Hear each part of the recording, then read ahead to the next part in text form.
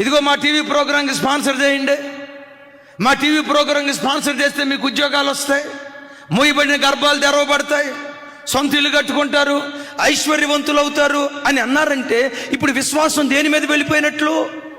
దేవుని పరిచర్యకి ఇవ్వకూడదా? ఇవ్వాలి. ఎందుకో తెలుసా? యేసయ్య నీ రక్షణ కొరకు ప్రాణం పెట్టాడు. ప్రాణం పెట్టిన యేసయ్య కొరకు నువ్వు 10% కాదు, 20% కాదు, ఎంత ఇచ్చినా తక్కువే. నా కొరకు నా ప్రభు ప్రాణం పెట్టాడు, నా ప్రభు కొరకు నేనేమైనా చేయాలి.